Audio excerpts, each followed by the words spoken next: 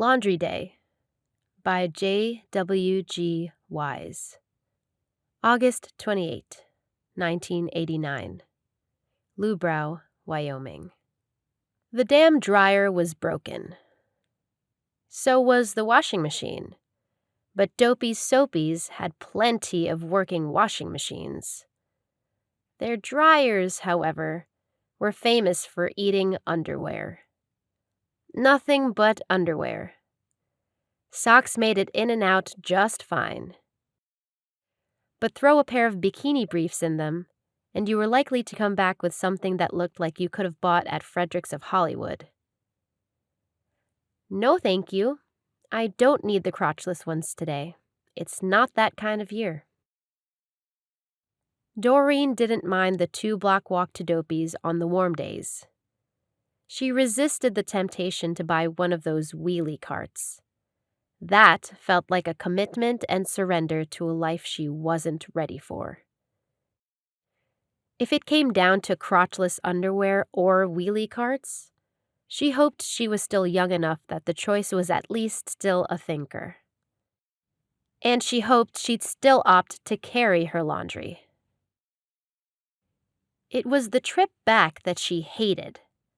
The damp clothing that weighed 4 times as much as it did on the way to the laundromat. It was uncomfortable and nap-inducing. And on many previous trips, it had been loud and annoying. But not today. Today, Doreen's daughter Tracy was 12. Strictly speaking, she had been 12 for 3 days, but none had been laundry day. This was the first laundry day since her birthday. And at 12, Doreen believed you could be on your own. At least, for a little while. She remembered running rampant when she was 9, but that was before razor blades in apples at Halloween, and stranger danger, and satanic cults. That was before kids started summoning demons in their basements by invoking dragons in dungeons. The 80s were scary times for kids, but Doreen felt she had done a pretty good job. Tracy was a responsible girl, and today she would be alone. At least for the time it took Doreen to walk 2 blocks, start a load, and walk back. She left her laundry basket on top of the machine at Dopey's and palmed the small squirt bottle she used for detergent. She strolled back, waving to a man at the corner store and a woman pushing a stroller who she thought she remembered from a church event. It was a pleasant walk. The sun had come out and had driven away the morning damp and drear. The thermometer was pushing 85, and after a wet and chilly morning, it felt like the perfect summer afternoon. When she got in sight of her little blue mid-century 2-bedroom rancher, she saw Tracy out on the lawn working on something. Was it her bicycle? Doreen cursed under her breath. There was one more thing she'd have to try to help Tracy put back together. "What are you doing, honey?" Doreen asked as she crossed the boundary from sidewalk to lawn, hoping that her daughter was just inflating a flat tire. "Working on the gears," Tracy said, looking up with a comical grease streak across one cheek. Doreen pushed a curl of black hair away from her cheek in unconscious reflection and tried to smile. "What's wrong with them?" "They lock up," Tracy said. "But I think I've got it." As Doreen got closer, she saw that Tracy had a book next to her in the grass. It was a big, coffee table-sized hardback they had bought at the thrift shop in the fall, called How Bicycles Work. She had opened it to a gear diagram that looked almost nothing like the assembly on Tracy's hand-me-down 10-speed. "Uh-huh," Doreen said. "Well, I hope you can put that back together again." She passed her daughter and resisted the sudden urge to tousle her hair. She was too old for that now, Doreen thought. She went back inside and got to work on the dishes, hoping to finish them before the timer went off and she'd have to return to Dopey's. Then, of course, she could spend a half hour hanging the laundry before she pulled the leftovers out. It never ended. Never, ever. She wished for a break. Just a short one. Just one day to lay around, do nothing, and be selfish. That wasn't the answer, though, she realized. The answer was to cut that 30 minutes to 15 and have Tracy help her. But something warned her away from this. She didn't know what, and she didn't know why. As she cleaned one dish after the next, the streak of grease on Tracy's face struck her. That was it. That was the reason not to have her hang laundry. It wasn't the grease itself. It was what it stood for. Tracy would wash her hands to the elbows to ensure she didn't create more work for her mother. But Doreen didn't want her to. As exasperating as disassembled bikes, reassembled record players with leftover pieces, and wire-bare walkie-talkies were, they were hope. Hope for something more than dopey soapies for Tracy. More than laundry, than dishes, than laundry, than dinner. She could learn to do laundry later. Let her learn to fix bikes now. Doreen pulled a bowl from the sink and was startled when the television came on in the living room. She dropped the bowl and shook her head. The old green Tupperware they used for breakfast cereal now bounced off the sink's rim, landed on the floor, and rolled into the living room. Doreen wiped her gloved hands on her apron and followed the wet trail to find the bowl upright, as if someone had just finished a nice heaping portion of sudsy O's. "Tracy?" she said, looking around the empty room before picking up the bowl. The television, an old 19-inch deal with vertical hold problems she had also picked up from the thrift store, was playing that kids' show, Virtue Vista Valley. She hadn't watched it herself when she was young, and Tracy was too old for those kinds of shows. The episode was black and white. An old rerun then. A boy, dressed like a normal kid from down the street, was talking to a girl who looked like a princess, with a crown and everything. Doreen had come in mid-conversation, but from what she gathered, the boy was lecturing the girl about her behavior.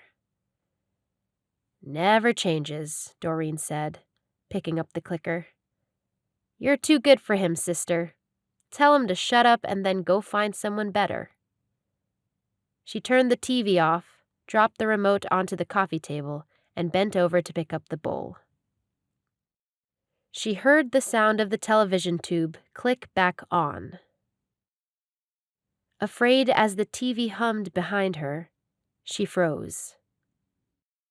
Then, realizing that she must have dropped the remote onto its power button, she shook her head, grabbed the rubber bowl, and turned around to switch the boob tube off again. Doreen stared. The scene had changed. Instead of the boy and girl standing and talking, the boy was sitting on a rock, whittling. The girl, was that the same girl? Was slumped over a fence. Her thick, dark hair hid her face, and her tiara lay on the ground, just beyond the reach of her limp hand at the end of one dangling arm. Her skirt was bunched up by the fence, showing much more thigh than Doreen thought appropriate for a girl that age. It was morbid and monstrous for television, especially a children's show. As Doreen picked up the remote, the boy looked up from his whittling and said, You shouldn't leave her alone, you know. Good mothers don't. Doreen stared, her mouth open, at the screen. What the hell did that boy say? She stared, waiting, but the scene was too terrible to keep looking at. The boy kept whittling, and the girl remained unmoving. Mom? Doreen almost screamed, but she held it together. She looked to her left and saw Tracy walking down the hallway. She jammed the power button, put the remote down gingerly, and walked to meet her daughter in the living room doorway. What is it, honey? Do we have a Phillips head screwdriver? Doreen looked at her and shook her head, not quite processing what she was saying. Oh, okay. Do you mind if I ask Mr. Greenfield? I bet he has one. Doreen shook her head again, still trying to wrangle the fear slithering through her chest like a serpent that had just woken from a long, luxurious slumber. Just be careful, was all she could get out. Tracy gave her a strange look, like she'd grown 2 heads. What was there to be careful about? Mr. Greenfield was the nicest man on the block. The 12-year-old shook her head, turned on her heel, and hurried back up the hallway and out onto the lawn. Doreen blinked, returned to the sink, and plopped the green bowl into the water. She stared at the wall, the boy's strange words hanging in her mind while the picture of the girl dangled in her memory. Why did he say that? Phillips head. Wait, how did Tracy get the damn thing apart if she didn't have a Phillips head? Doreen pulled her rubber gloves off, untied her apron, and stalked down the hallway toward the front door. It seemed that the dishes would have to wait until after a second trip to Dopey's. From the front porch, she saw Mr. Greenfield opening his garage door with Tracy next to him. The girl waved at her mother, and Mr. Greenfield copied her. Doreen returned the gesture and forced a smile. The coiling in her chest was settling into a pit in her stomach. Don't be an idiot. Stranger danger. Mr. Greenfield has known her since she was 5. He's about as far from a stranger as they come. Satanic cults. If he's a Satanist, then maybe I should sign up, because they make wonderful neighbors. She closed her eyes, counted to 10, and opened them. Mr. Greenfield was showing Tracy something on his workbench. In the kitchen, the timer buzzed. Damn it. Doreen went inside, clicked the timer off, grabbed the laundry basket, and hurried back to the front door. When she came out, Mr. Greenfield was accompanying Tracy across the street. Hello, Mr. Greenfield said. He waved again.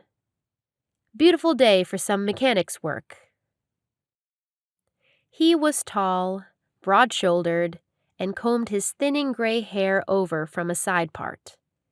He wore big 1970s glasses and a pocket protector in his button-up white shirt.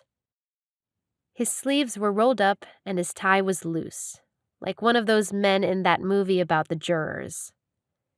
He was a relic from another age when neighbors didn't fear one another, back when they helped each other out. She almost cried. It sure is, Doreen managed to get out. Please, don't let her bother you with her projects, she said. But she didn't mean it. Oh, it's no bother. I did the same thing when I was her age. Doreen sincerely hoped that was true. Heading up to Dopey's? She nodded. I still need to replace mine as well. He looked down at Tracy. "I think we'll be elbow deep in this repair until you're back. Don't you think so?" Tracy nodded up at him with a broad smile. Doreen nodded, not sure she could talk. The anxiety in her stomach melted in a wave of gratitude. It might only be 20 minutes, but it was 20 minutes in which she had help. She turned towards Dopey's and started walking. "Now, that cross-ended one you have there, that's a Phillips head. So, see? You already have that covered." Mr. Greenfield's words faded into the background, melding with a lawnmower, a van, and a barking dog. Doreen breathed deeply and closed her eyes for a few steps, letting the anxiety fade. She wiped her cheeks with her fingertips and wondered if a pie was in order. She couldn't afford to make one for just Mr. Greenfield, but she might kill 2 birds with 1 stone by baking one for them all, inviting him over, and encouraging Tracy to show him the walkie-talkies she had disassembled. No, not 2 birds. 3. A little peace and quiet, a debt paid, and some encouragement for Tracy. Doreen passed tune-in TVs and radios and saw they were playing some old black and white cartoon on their display pieces in the window. The radio speakers, however, were playing the old Orson Welles' War of the Worlds. God, she loved his voice. She could listen to that man say just about anything. Then, as if she had suppressed the memory, she realized that he had been dead for almost 4 years. As usual, Dopey's was mostly empty this time of the afternoon. She did her work quickly, without getting bogged down in a conversation, though people tried to snare her. One woman, who seemed to like to spend her time at the laundromat for the sheer social aspect, asked her how Tracy was. "Just fine," she said, and kept pulling clothes out. A man asked her how she liked the weather, and she once more said, "Just fine," and tried to hide her clothes with a towel. She got the impression that he was one of those men who thought the laundromat was a bar and that all women felt hot to trot when their panties were on display. She wondered if those men, and there were a couple of them in town, thought they might figure out who was or wasn't wild in the sack by window shopping who wore bikini briefs, full-bottomed, or something out of Penthouse. "Yes, Mr. Laundryman, you've discovered my secrets. I'm a bikini girl all day. Please don't tell anyone. They'll know I'm an insatiable nymphomaniac. But since you know, why don't we go to your place? No? Your wife's home? Well then, a motel will do. Don't worry, I'll pay." Doreen finished stuffing her wet clothes into her basket, glad she paid the additional dime for an extra spin cycle, and started on her way home. She passed Tune-In and was disappointed to hear that Orson Welles' voice was no longer coming from the speakers. Instead, a low hiss of static skittered its way around the front of the store. As she passed the door, she thought she made out in the jumble of pips and pops a boy's voice saying, "Good mothers don't." Doreen paused and listened, uncertain of what she'd heard. When no more followed, she felt the pit of anxiety burst back into existence. And suddenly, there was a thought in her mind. "No," it said. "Good mothers don't. They don't trust their neighbors, do they? They never have. They report them to the government. Not even in Mr. Greenfield's day. Back then, they watched them to see if they were Reds. And if they were, they reported them. She knew it was a ridiculous thought. Still, she started at a brisk walk and quickened to a trot. The clothes were heavy, but she could manage. She was soon jogging, feeling like a fool, but ignoring her imagined pictures of her neighbors peeking their heads out of curtains and wondering what the mad woman was doing. She slowed when she came to the corner of her block and had to wait as the miller's old station wagon passed in front of her. She nodded instinctively to Mr. Miller, but wasn't paying attention to notice if he nodded back. She was trying to make out what was on her lawn.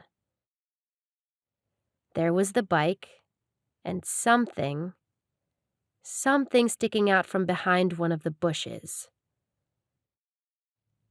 When the miller's car had passed by, she began at a slow jog, and when she came to her lawn, she dropped the basket, making sure it didn't spill in case she was wrong about the shape, in case everything was just fine and her world wasn't falling to pieces. Then she ran. Converse sneakers in green grass, pounding the 10 steps to what looked like a leg in black slacks sticking out from behind the old prickly ivy bush by the corner of the house. She stopped, dropped to her knees, and covered her mouth with her hands as Mr. Greenfield's body came into view. He wasn't drenched in blood, nor was there a look of terror upon his kindly old face. Instead, he looked to his right, his head tilted slightly, spears of grass poking his cheek. His mouth was just barely open, his fingers curled loosely. Doreen crawled towards his head, calling for her daughter. "Tracy!" she cried. Her hands touched Mr. Greenfield's cheeks, hoping he might pop up and surprise her, praying they were playing some terrible game. His cheeks were cool, but not unnaturally, not the chill of death. Not yet.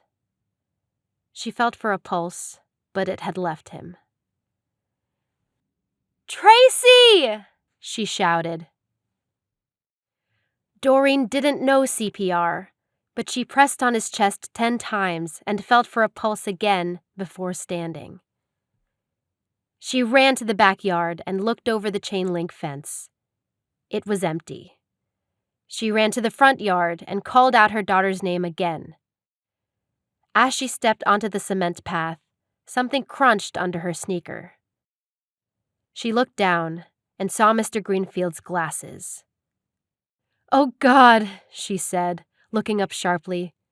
"How did they get there? Or, more to the point, how did Mr. Greenfield get back to the side of the house where he would be out of sight?" "Tracy!" she screamed. Doors on the street started to open, and heads began to pop out. Doreen didn't wait for the curious neighbors to amble over and ask her what was happening. She ran inside and down the hall of their ranch house and pushed open Tracy's door. No one. The bathroom door was open. She called for her again. Silence. She sprinted for the phone, dashing herself into the wall and didn't care. She knocked over a lamp and didn't notice. She crawled for the receiver and punched in 911. Her breath came halting through her nose, staccato puffs out, halting, hiccuping gasps in. 911, what is the nature of your emergency? But the words faded as Doreen watched the television switch on and saw the boy sitting on the rock, whittling the wood. He was shaking his head. He never looked up, never regarded her at all. But there was a look on his face, a look older than his years, a look that said, "I tried to warn you." And in the background, the girl dangled over the fence, a finger just above the crown that had fallen into the grass.